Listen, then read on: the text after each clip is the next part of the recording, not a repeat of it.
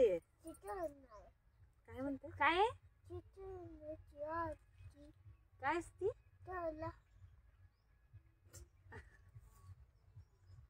चिक्कू आणा चिक्कू. चिक्कू नाव आहे चिक्कू चिक्कू.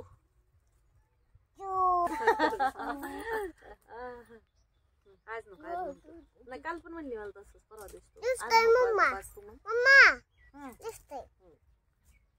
Welcome back to our channel. आणि आज आम्ही ब्लॉग बनवतोय Q&A चा पार्ट 2. कारण त्या दिवशीच्या Q&A च्या ब्लॉगला तुमच्या खूप साऱ्या कमेंट आल्या आणि खूप छान रिस्पॉन्स पण मिळाला.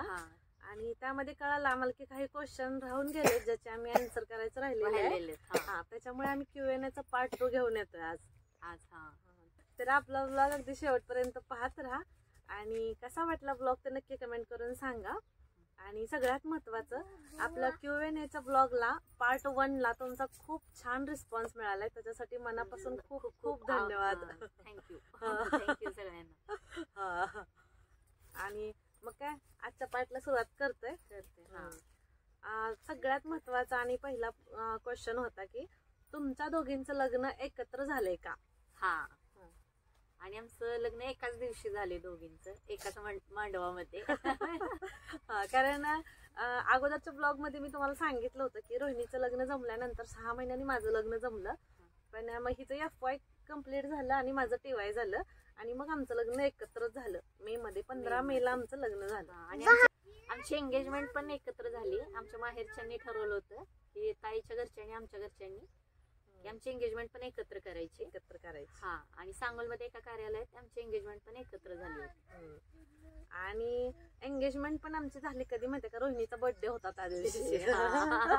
त्याच्यामुळे एंगेजमेंटची डेट काय विसरलं जाऊच शकत नाही. हिचा बर्थडे आला की लक्षात येतं हा एवढी वर्ष झाली एंगेजमेंटला आपल्यामध्ये.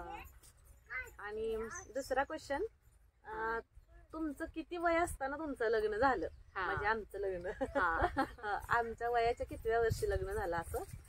तर आमचं लग्न झालं होतं त्यावेळेस मला 22 कम्प्लीट झाले होते. मला 18 कम्प्लीट झाले होते. आमच्या एंगेजमेंटला 18 कम्प्लीट झाले आणि 19 रनिंग चालू होतं. मग आता एज तुम्हाला कॉलेजच्या ह्याच्यावरनं समजलंच असेल. ही FY ला होती, मी TY ला होती. पण माझं 1 वर्ष अगोदर मी गॅप घेतला होता आणि परत मी कॉलेजला ऍडमिशन घेतलं होतं 12वी झाल्यानंतर. त्याच्यामुळे थोडस कमी जास्त आहे. पण दिसताना दोघी तेवढंच. आणि बऱ्याच जणांना कन्फ्युजन असतं की तुमच्या दोघींमध्ये थोरलं कोण आणि धाकटं कोण. आता जे रोज रेग्युलर व्हिडिओ बघतात पहिल्यापासून तर त्यांना माहितच असेल कोण थोरलं आणि कोण धाकटं आहे ते. पण नवीन सबस्क्रायबर वाल्यांना माहित नसेल तर म्हणून सांगते मी थोरली आणि ही धाकटी.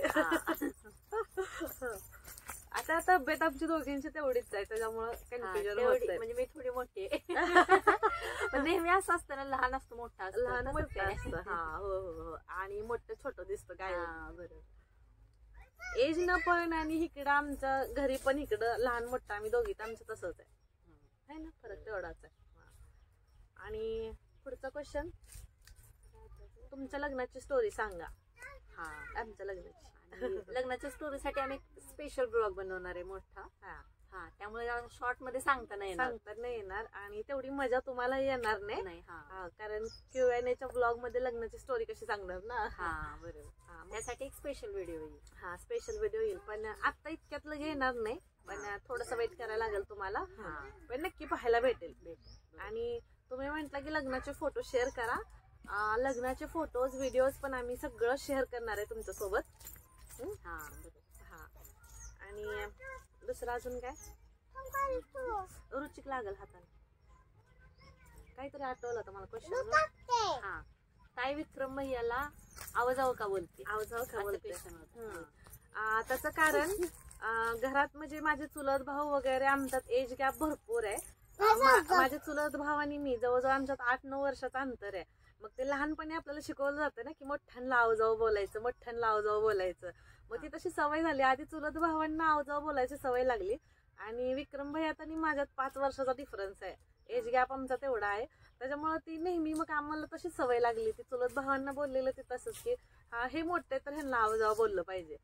आणि परत जसं जसं कळायला लागलं तसं ट्राय पण करायचं आरुतुरू बोलायला, पण ते कधी सवय लागलेली असल्यामुळे सहजासहजी सवय मोडत नाही ना, त्याच्यामुळे ते कधी बोललंच गेलं नाही आरुतुरू. त्यामुळे मी नेहमी त्यांना, मी आणि वैभव दोघं पण आवाजावरच बोलतो. आणि त्यांना म्हणजे विक्रम भैयालाच नाही, माझा मोठा भाऊ विनोद दादा, युवरू नाना, त्यांना सगळ्यांना आवाजावर बोलतो. सवयीचा परिणाम. आता ह्याच्यावरून तुम्हाला असं पण वाटेल मी ताईला आरुतुरू बोलते, एक आपले पण वाटतो ना आवाजावर बोलल्यावर, थोड्या मोठ्या जाऊ बाई ताई या बसा जावा, ऐकायला चांगलं वाटतं, पण तेव्हा आपले पण कुठेतरी मिसिंग वाटतो. ताईची इच्छा होती की मी आरुतुरू बोलावं, मी आरुतुरू बोलते. आणि अवघडल्यासारखं वाटायचं ना असं आपल्याला आरुतुरू बोललेलं, हे आवाजावर बोललेलं असं. आणि जरी मी आरुतुरू बोलत असेल तर माझ्या मनात तीच मोठी जाऊ अशी इमेज असते ताईची नेहमी. मी म्हणते पण मला माहेरचं सासरी मम्मी असल्यासारखी वाटते तू म्हणून. माझ्यासाठी सगळी पिल्लच असतात घरात.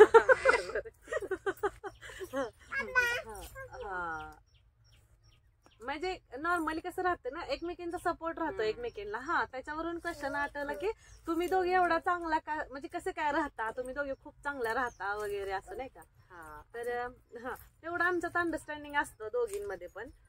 जर एखादी गोष्ट हिनं करायला लागली तर हा करते तर तू कर, ही मी करायला लागले तर ती पण मला कधी म्हणत नाही मला करायची होती तू काय केली, किंवा हे काम तूच का केलं मीच करणार, असं काही नसतं. जेव्हा ही करते तर हिजही करते, मी करते तर माझं मी करते. आमच्यात म्हणजे कामाचं कामावरून जास्त भांडण होतं जास्त घरात, तर असं होतं कामावरून होत नाही. आम्ही म्हणजे काम कोण करत नाहीये. बरोबर. आणि कामाचे एक असं नाही का, हे असतं हे झालं हे करायचं हे करायचं, कुणाचं जे होईल ते आम्ही पटपट करून घेतो.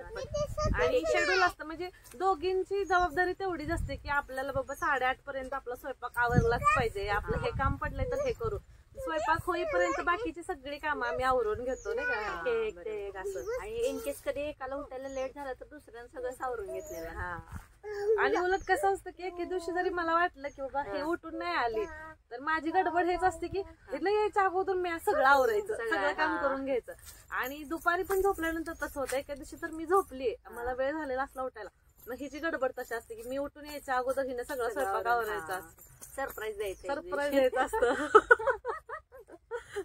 एक सुकून असतो ना की हा आपण उठलेला असतो झोपेत, कधी कधी दमलेला असतो, कधी कधी आपल्याला कंटाळ होतो की आता जायचं परत स्वयंपाक करायचा. एखाद्या वेळेस नको वाटतं ना रोज तेच असतं. मग आम्ही एखाद्या दिवशी आम्हीच एकमेकींना सुख देत असतो. बरोबर. हा, आणि आत्यांचं पण मग काय नसतंय त्यांचं. त्यांचं पण काय नाही, कधी झाडू मारणार कधी काय करणार, वरची काय असेल ती कामं पडली तर ते करतात. शक्यतो बाहेरच असतात, आम्ही दोघे घरातलं सगळं बघतो त्याच्यामुळं. हा, म्हणजे अशी आम्हाला कमेंट आलते की तुम्ही दोघे एवढं छान राहता त्याच्यामुळे खरं तर घर टिकून राहतं. तर खरं आहे ते, बायकांजवळच असतं घर कसं टिकून राहायचं ते. आपणच जर एकमेकींना समजून घेतलं तर नवऱ्यांमध्ये वाद कशाला होतात ना. नाहीतर नॉर्मली आपण काय करतो की हा हे असं केलं म्हणून आपण जाऊन आपल्या नवऱ्याला सांगायचं, त्यांनी लगेच बोलायचं, ह्यांनी बोलायचं, वाढतच जातं. आपणच एकमेकींना समजून घेतलं तर थोडंसं काय प्रॉब्लेम येतच नाहीत. आणि होईल तेवढं मला वाटतं जॉईंट फॅमिली अशीच राहते. आणि आमच्या दोघींसारखंच आमचे नवरे पण म्हणजे भाऊ असले तर फ्रेंड आहेत एकमेकांचं, शेअरिंग म्हणजे बेस्ट फ्रेंड आहेत एकमेकांचं.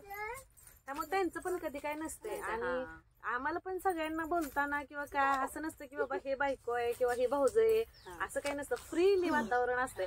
तिथं कोण समजत नाही की ही माझी बायको आहे किंवा हे माझे मिस्टर आहेत, असं काही नसते आमचं. बोलायला बसलो सगळे तर सगळ्यांसाठी सगळ्यांची प्रायोरिटी सेम असते. एकदम आम्ही कॉलेजचे फ्रेंड असल्यासारखे सगळे बोलत बसतो. सगळे आम्ही तेवढा टाइम काढतो. म्हणजे कोण किती कामात असलं ना, जर बसलेत सगळे म्हटल्यानंतर येऊन बसले सगळे. आत्या मामा पण आमच्यामध्ये इन्व्हॉल्व असतात. आत्या मामा पण असतात. संध्याकाळी पण तसं होतं. आता उन्हाळ्याचे दिवस असले तर बाहेर बसतो आम्ही, बाहेर खॉट ठेवले ना तर तिथं संध्याकाळी सगळे बसलेले असतात गप्पा मारत. आणि आत्या मामांमध्ये पण आमचं जनरेशन गॅप जरी असला ना तरी ते आमचे म्हणजे आमच्या विचारानं चालतं. हा, म्हणजे त्यांचं पण कधीच मामांचं असं नसतं की हे केलंच पाहिजे हे केलंच नाही पाहिजे, असं काय नसतंय. आणि परत पुढचा क्वेश्चन असा होता की आम्ही युट्यूब का चालू केलं किंवा घरचे तुम्हाला सपोर्ट करतात का, तर सांग का चालू केलं. तर युट्यूब आमचं कसं आहे की जशी आता तुम्हाला युट्यूबला आमची फॅमिली बघायला भेटते तशी आमची फॅमिली होती. आणि कुठेतरी ही मेमरी स्टोर राहावी, म्हणजे हा टाइम निघून जातो आणि आपल्याला नंतर आठवते की हा त्यावेळेस आपण असं केलं तसं केलं, आपण हे शेतात जेवायला गेलतो, आपण ट्रिप मध्ये इकडे इकडे गेलतो. ह्या सगळ्या मेमरी कायमच्या स्टोर कुठे तर राहाव्या म्हणून आम्ही युट्यूब चालू केलं होतं. पण तुमचा सगळ्यांचा प्रतिसाद एवढा छान येत होता की आम्ही मग आम्हाला जास्त मनावर घेऊन करू कंटिन्यू करू युट्यूब. म्हणून आम्ही युट्यूब परत चालू केले कंटिन्यू. आणि ह्याच्यासाठी घरातले सगळे सपोर्ट करतात आम्हाला. म्हणजे आता छोट्या सगळ्या आयुष्यापासून मामांपर्यंत सगळे सपोर्ट करतात आम्हाला युट्यूब साठी. हो. काही नसते आता मुलांचं तर असं झालंय की काय तरी करायला लागलं तर म्हणतात मम्मा कॅमेरा चालू करा की वेलकम बॅक करायला चालू करतात. आणि कधी कधी आम्ही कामात असतो ना, मुलं मोबाईल किंवा ट्रायपॉड घेऊन म्हणतो वेलकम बॅक, त्यांचं ब्लॉगिंग चालू असते. आणि कधी कधी काय व्हिडिओ मधलं शूट सुद्धा असताना घेतलेलं आहे. मी जाता ब्लॉग मध्ये मी सांगत असते हे शूट असताना घेतले, हे आरोन घेतले असं. आणि आमच्या आयुष दादाला तर असंच पाहिजे असते सगळं. हाय इकडे हाय हाऊ आर यू, इकडे हा करा हाय. कॅमेरा मोबाईल कुठे, मोबाईल हा. हाय हाऊ आर यू, हा विचारा तुम्ही कसे आहात. आयुष्मान तू पण कसे आहात सगळे. जेवण केलं का तुम्ही म्हणा. जेवण केलं का. हा बोल की. चला बाय म्हणा तुम्ही. Bye bye bye. आता खेळायला जावा तिकडं. जावा खेळायला. चला आजीकडे जाऊ. चला हा इकडून दे. आयुष्याकडून जा. इकडून हे बघ तिकडून जा आवळ्याच्या झाडाजवळ. आणि आता एक क्वेश्चन असा होता आपल्या कमेंट मध्ये की तुमच्या आयुष्यात एखादा वाईट प्रसंग सांगा, त्यातून तुम्ही कसे सावरला, जेणेकरून आपले सबस्क्रायबर जे आहेत त्यातून काहीतरी शिकतील. असा क्वेश्चन होता तो. आणि आता काय आन्सर एकच मिनिट. काय इकडे गेलेत आजी, पुढं घराकडे गेलेत. अगं आवाज तरी रे ना तुला ओ म्हणतील.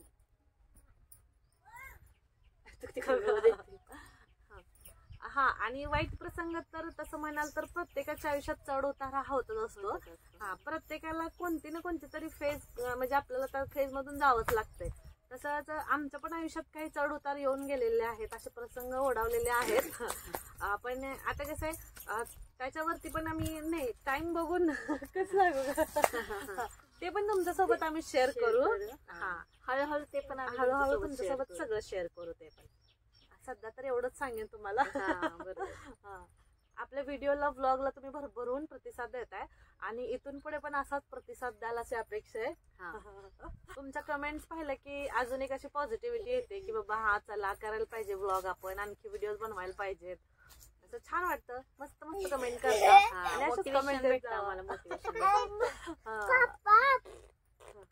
चालेल मग. कसा वाटला Q&Aचा व्लॉग नक्की कमेंट करून सांगा. आणि व्हिडिओ आवडला तर लाईक करा, शेअर करा आणि चॅनलला सबस्क्राईब करा. बाय.